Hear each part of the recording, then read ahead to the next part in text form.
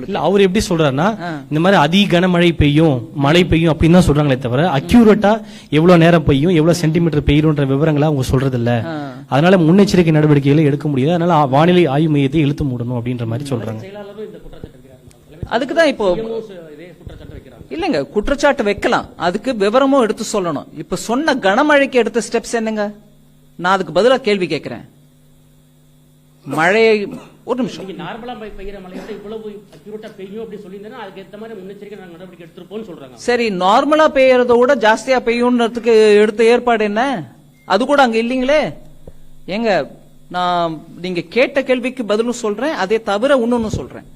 நார்மலா மழை வெள்ளம் வரக்கூடிய நிலைமைன்னா கூட அந்த மாவட்டங்கள்ல பொறுப்புள்ள அமைச்சர்களும் பொறுப்புள்ள அதிகாரிகளும் இருந்து மக்களை மீட்டு இருக்கணுமா இல்லையா?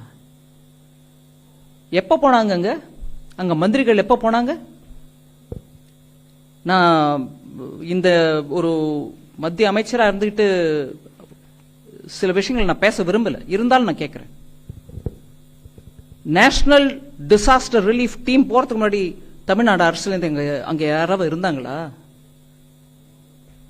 இல்லீங்களே. நார்மல் மழை மாதிரி வரும், சாதாரண வெள்ளம் தான் வரும் அப்படின்னா கூட அப்ப கூட நீங்க இருந்திருக்கலாமே. சோ குற்றம் சொல்றதுக்கு ரொம்ப சுலுவுங்க. ஆனா நான் சயின்டிபிக் விவரத்தோட கொடுக்கிறேன் உங்களுக்கு. இத்தனை பேசுறவங்க தயவு பண்ணி ஒரு அமைச்சர் சொன்னதை வச்சுட்டு நான் பதில் சொல்றேன். 4000 கோடி ரூபாய் செலவழிச்சு அதுல 92% மொத்தம் செலவழிச்சுட்டாங்க.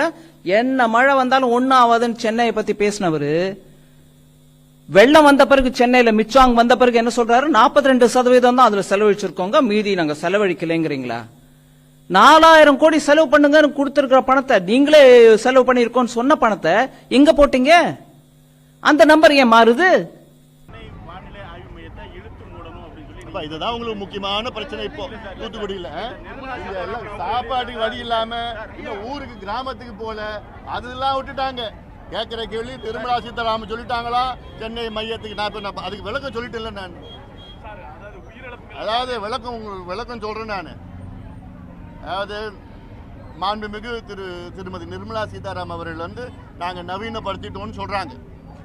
என்னுடைய கேள்வி மட்டும் என்னுடைய ஆதங்கம், ஒரு தமிழனா என்னுடைய ஆதங்கம் என்ன?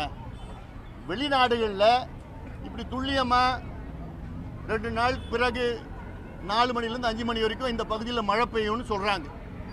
இங்கே ஏன் அது வரமாட்டுது? அந்த தொழில்நுட்பம் இங்கே ஏன் வரல? சுதந்திரம் அடைஞ்சு 76 ஆண்டுகள் ஆகுறது இல்லை. ஏன் அந்த தொழில்நுட்பம் இங்கே கொண்டு வர்றது? நீங்க புதுசா பில்டிங் கட்டினா, நீங்க டாப்லர் கொண்டு வந்துட்டீங்க, அதெல்லாம் ஏன் வேலை செய்யல? ஏன் உங்களால சொல்ல முடியல? அதுதான் என்னுடைய கேள்வி. கேள்வி மட்டும் என்னுடைய ஆதங்கம். ஏன் நான் சொல்றேன்னா, வரும் காலம் இதை விட மோசமா இருக்கும். இதோட பெரும் வெள்ளம் வரும், பெரும் புயல் வரும், பெரும் சூறாவளி வரும், கடுமையான வறட்சியும் வரும் இடையில. அதனால அதற்கு நம்ம தயார் நிலையில் இருக்கணும். நம்முடைய வானிலை அப் டு டேட்டா இருக்கணும். வானிலை அப் டு டேட், உலகத்தில் உள்ள தரம், உலக தரம் வானிலை அறிக்கைகள் இங்க இருக்கணும்.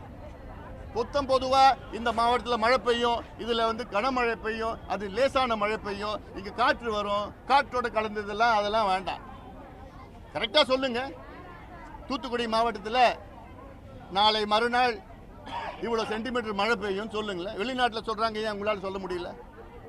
அந்த ஆதங்கம் தான் எனக்கு தவிர நான் இதை அந்த மையத்தை கொச்சப்படுத்தணுமோ அப்பெல்லாம் என்னோட இது கிடையாது. அதெல்லாம் அதனால அந்த ஆதங்கம் எனக்கு.